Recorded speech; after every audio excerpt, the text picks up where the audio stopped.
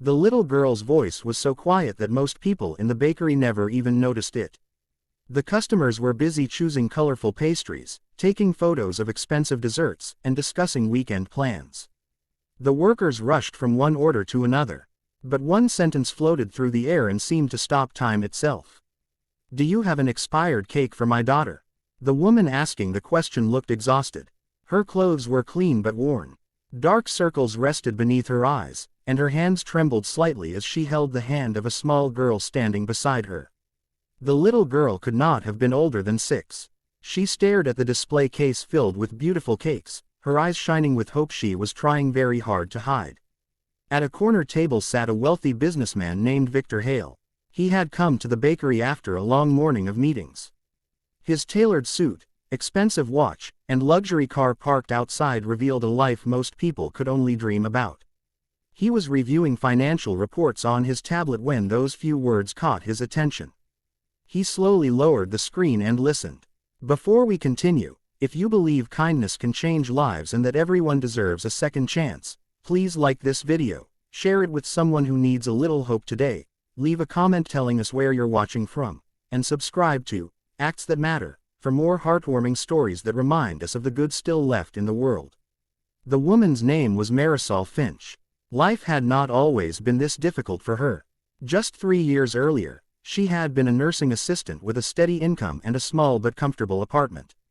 She worked long hours, but she loved caring for people. She dreamed of saving enough money to send her daughter, Ivy, to a good school someday. Then everything changed. A serious injury forced her to leave her job. Medical bills piled up, her savings disappeared, the apartment was lost. Since then, every day had become a battle between survival and hope. For months, Marisol had been taking temporary jobs whenever she could find them. Some days she cleaned houses. Other days she washed dishes in restaurants. Sometimes she earned enough to buy groceries. Sometimes she didn't, but she never stopped trying. That morning happened to be Ivy's birthday. The little girl had spent the entire week talking about cake. She had seen children celebrating birthdays at school before they could no longer afford attendance. She remembered candles, laughter, and colorful frosting. Marisol had promised herself that somehow she would give her daughter a birthday cake, even if it was small. But after paying for medicine and rent at a temporary shelter, she had only a few coins left. So she walked into the bakery carrying more courage than money. The employee behind the counter looked uncomfortable. Store policy prevented them from giving away expired food. The cakes were discarded at the end of each day. The worker politely explained this while avoiding eye contact. Marisol nodded. She had expected rejection. Still, the disappointment on Ivy's face was painful to watch. Victor could not stop looking. Something about the scene stirred memories he had buried years ago. Long before he became a millionaire, he had been a frightened boy living in a cramped apartment with a single mother who worked 3 jobs. He remembered nights when she skipped dinner so he could eat. He remembered birthdays celebrated with homemade cards because presents were impossible. He remembered watching her cry when she thought he was asleep. Success had changed his life, but in many ways it had also distanced him from those memories. Until now, as Marisol gently took Ivy's hand and prepared to leave, Victor stood up. He crossed the bakery slowly, not wanting to embarrass them. The employees immediately recognized him. Victor Hale owned one of the largest technology companies in the state. His face appeared in magazines and business interviews. People usually approached him with admiration or business proposals. Few had ever seen him approach someone else. Marisol looked surprised when he introduced himself. Victor glanced at Ivy and asked when her birthday was. The little girl quietly answered that it was today. Victor smiled. Within minutes, the bakery staff received instructions to prepare the most beautiful birthday cake in the shop. Not a leftover cake, not a discounted cake, the very best one. Marisol immediately protested. Pride and dignity remained important to her despite her struggles. She explained that she could not accept charity. Victor understood. Instead of offering pity, he offered respect. He suggested that he was simply helping a mother keep a promise to her daughter. After a long pause, Marisol agreed. What happened next felt like a scene from a movie. The bakery dimmed its lights. Employees gathered around. Customers joined in. A candle was placed on the cake. For the first time in months, Ivy smiled without worry. The entire bakery sang happy birthday.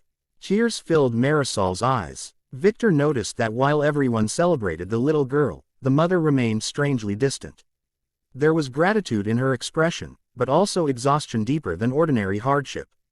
When the celebration ended, he asked if she would be willing to share her story over coffee. She hesitated before agreeing. Over the next hour, Victor learned more than he expected. He learned about the injury that ended her career. He learned about the endless job applications. He learned about sleeping in shelters. He learned about choosing between medicine and food. Most importantly, he learned that despite everything, she never stopped fighting for her daughter. Many people spoke about resilience. Marisol lived it every day. That evening, Victor drove home unable to stop thinking about their conversation. The image of a mother asking for an expired cake haunted him. Not because she wanted something free, because she had exhausted every other option first. The next morning, Victor instructed his assistant to find out more about Marisol's situation. He wanted to ensure any help would preserve her dignity rather than damage it. What he discovered shocked him. Marisol had applied for dozens of healthcare positions but lacked recent certifications required by employers. Her injury had healed enough for light work, but retraining programs were expensive. She was trapped in a cycle where she needed a job to afford training and needed training to get a job. Victor saw an opportunity. Instead of writing a check, he contacted a nonprofit organization that specialized in workforce rehabilitation. He arranged for Marisol's tuition, transportation, and childcare costs to be covered anonymously. Weeks passed. Marisol received a call informing her she had qualified for a special scholarship. She cried when she heard the news. For the first time in years, a door had opened. She threw herself into her studies with remarkable determination. While other students occasionally complained about assignments, Marisol treated every lesson like a lifeline. She studied late into the night after putting Ivy to sleep. She woke before sunrise to review notes. She refused to waste the opportunity. Months later, she completed her certification near the top of her class. Soon afterward, she secured a stable position at a rehabilitation center. The salary wasn't enormous, but it was enough. Enough for rent, enough for groceries, enough for stability, enough for hope. Life gradually improved. Ivy returned to school. They moved into a modest apartment filled with sunlight. The refrigerator stayed stocked. Bills were paid on time. For the first time in years, Marisol could plan for the future instead of merely surviving the present. Yet she never discovered who funded the scholarship. The anonymous donor remained a mystery. Nearly 2 years passed. One afternoon, the rehabilitation center organized a fundraising event. Local businesses, community leaders, and donors attended. Marisol had been selected to share her story. Standing on stage, she described the darkest chapter of her life. She spoke about fear, uncertainty, and the relentless struggle of being a single mother. Then she spoke about the scholarship that changed everything. As she finished, the audience rose in applause. That was when the event host revealed the identity of the anonymous donor. Victor Hale stepped onto the stage. The room fell silent. Marisol stared in disbelief. Suddenly, everything made sense. The bakery, the birthday cake, the kindness, the opportunity. Victor smiled warmly. But then he said something no one expected. He explained that he had not saved her life. She had. The scholarship merely opened a door. She was the one who walked through it. She was the one who studied. She was the one who endured. She was the one who refused to quit. The audience erupted into applause once again. Many people wiped away tears. Yet the story was not finished. Inspired by Marisol's journey, Victor launched a foundation dedicated to helping struggling parents receive training and education opportunities. The program expanded rapidly. Within a few years, hundreds of families benefited. Each success story traced back to a single moment. A mother asking for an expired cake. A millionaire choosing to listen. A little girl's birthday. And a chance encounter that changed countless lives. Years later, Ivy grew into a confident young woman. On her 18th birthday, she visited the same bakery with her mother. The shelves were still filled with beautiful cakes. The scent of fresh bread still drifted through the air. Customers came and went, unaware of the history hidden within those walls. Ivy looked at her mother and smiled. She remembered very little from that difficult period of life. Children often forget details adults carry forever. But she remembered one thing clearly. She remembered the day strangers sang happy birthday to her. She remembered feeling seen. She remembered hope. And sometimes, that is enough to change a life. If this story touched your heart, please like, share, and subscribe to Acts That Matter.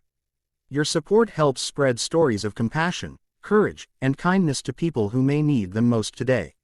Special request.